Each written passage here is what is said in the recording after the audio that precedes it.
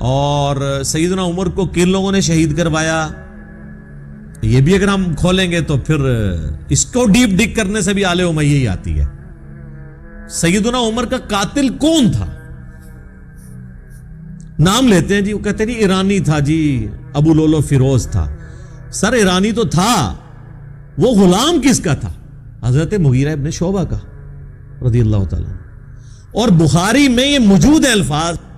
اور پھر اس سے اگلا تلخ پہلو یہ ہے کہ حضرت مغیرہ ابن شعبہ پوری زندگی حضرت معاویہ رضی اللہ تعالیٰ عنہ کے دستے راس رہے ہیں۔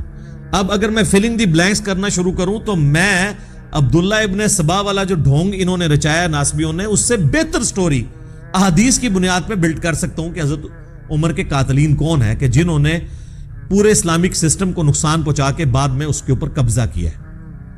اور اس کی سپورٹ میں بخاری کی وہ حضرت عمر کا آخری خطبہ بھی لا سکتا ہوں۔ صحیح بخاری میں انٹرنیشنل نمبر کے مطابق 6830 نمبر حدیث ہے۔ حضرت عمر جس سال شہید ہوئے ہیں، بس اسی مہینے میں وہ شہید ہو گئے، 26 ذوالحجہ کو۔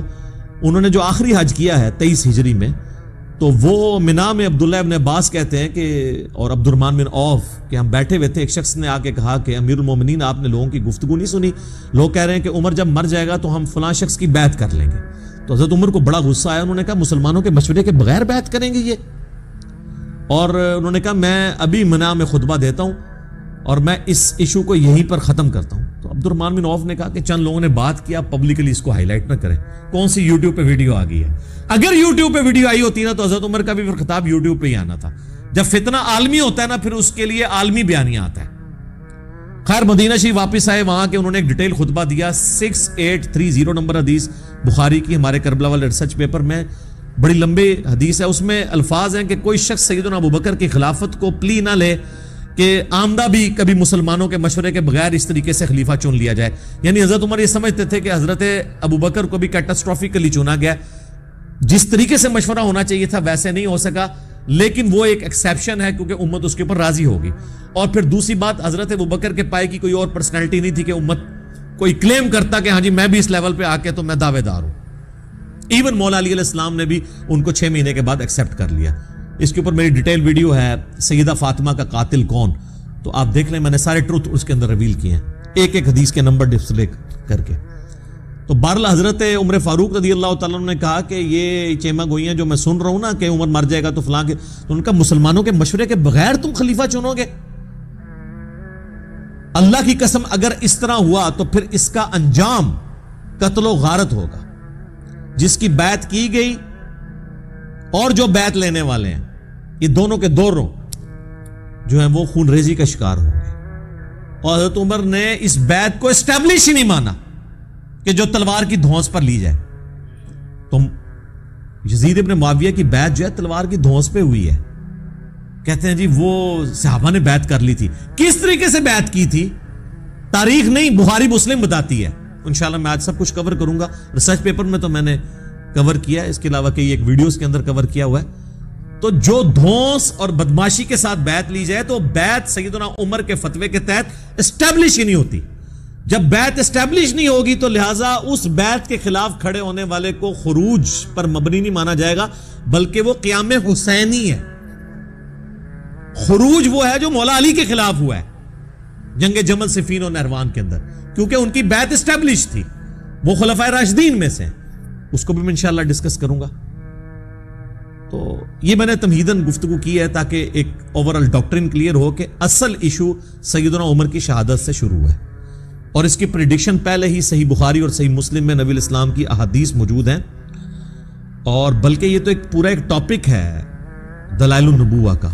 امام بیہقی نے آلموسٹ 3500 احادیث پر مشتمل کتاب دلائل النبوہ لکھی ہے، اس میں ساری نبی الاسلام کی پروفیسیز ہیں کہ آپ علیہ السلام کو ہم اللہ کا نبی اسی لیے مانتے ہیں کہ آپ نے اپنی وفات کے بعد 10 سال کے بعد، 20 سال کے بعد، 30 سال کے بعد، 50 سال کے بعد، 100 سال کے بعد، 500 سال کے بعد، ایون قیامت تک آنے والے واقعات بتائے ہیں، اور وہ اسی طریقے سے ہوئے ہیں۔